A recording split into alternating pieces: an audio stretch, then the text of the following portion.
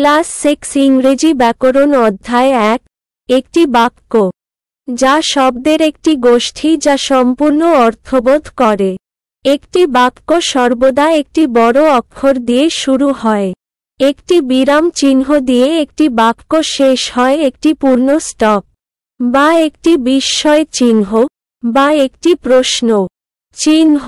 তাদের ফাংশন অনুযায়ী 5 ধরনের বাক্য আছে। আমরা এখানে উদাহরণ সহ 5টি ধরনের আলোচনা করব।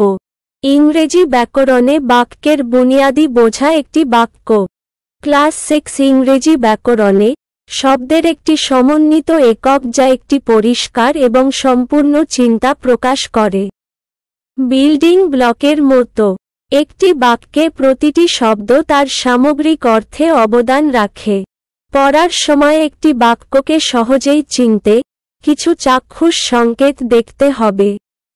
প্রতিটি প্রকৃত বাক্য একটি বড় অক্ষর দিয়ে শুরু হয়, যা এর সূচনাকে বোঝায়।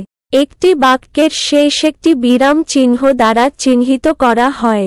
এই চিহ্নগুলি, যার মধ্যে একটি ফুল স্টপ, বিস্ময় চিহ্ন বা প্রশ্ন চিহ্ন, বাক্যের প্রকৃতি এবং স্বর সম্পর্কে অন্তর্দৃষ্টি প্রদান করে।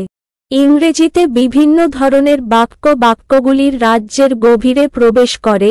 কেউ আবিষ্কার করে যে সেগুলি একচেটিয়া নয়। বিভিন্ন ধরনের বাক্য রয়েছে, প্রতিটি একটি অনন্য ফাংশন পরিবেশন করে।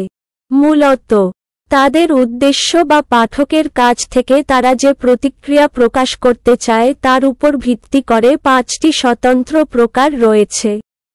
এই বিভাগগুলি তথ্য গঠনে সহায়তা করে এবং পাঠককে বার্তার সূক্ষ্মতার মাধ্যমে নির্দেশিত করে। রঙের যেমন শেড আছে, তেমনি বাক্যে বৈচিত্র্য রয়েছে যা আমাদের যোগাযোগে গভীরতা এবং মাত্রা যোগ করে। একটি জিজ্ঞাসাবাদমূলক বাক্য এমন একটি বাক্য যা সরাসরি প্রশ্ন জিজ্ঞাসা করে বা কিছু সম্পর্কে জিজ্ঞাসা করে। এক প্রশ্নমূলক বাক্য 2 ধরনের আছে। ক. সহজ প্রশ্ন, সাহায্যকারী ক্রিয়া দিয়ে শুরু, এতে বাক্য হিসেবে। বি. WH টাইপ বা WH পারিবারিক প্রশ্ন, প্রশ্ন শব্দ দিয়ে শুরু। খ. এ বাক্য হিসেবে। 2 একটি প্রশ্ন সর্বদা একটি প্রশ্ন চিহ্ন দিয়ে শেষ হয়। বাধ্যতামূলক বাক্য একটি বাধ্যতামূলক বাক্য এমন একটি বাক্য যা একটি আদেশ, একটি অনুরোধ, একটি পরামর্শ বা একটি প্রস্তাব প্রকাশ করে। ইম্পারেটিভ সেন্টেন্সে সাবজেক্টটি আপনি কিন্তু এটি অপরিবর্তিত থাকে।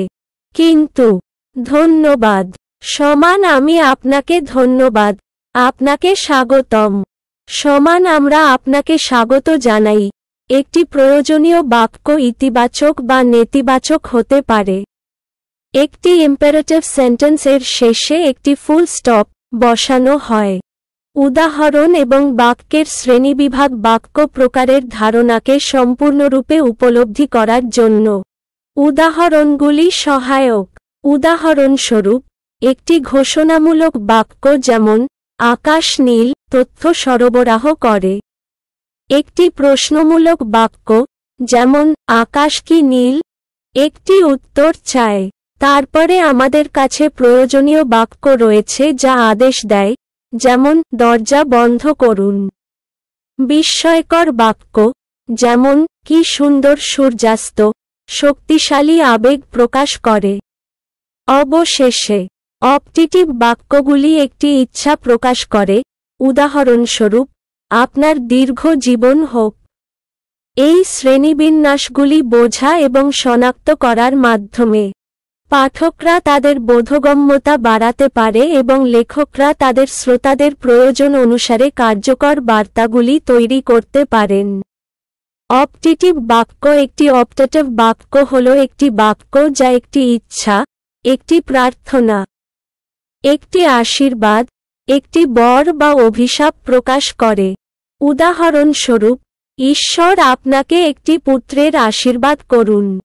প্রার্থনা একটি অপটিটিভ বাক্য সর্বদা বিস্ময় চিহ্ন দিয়ে শেষ হয়।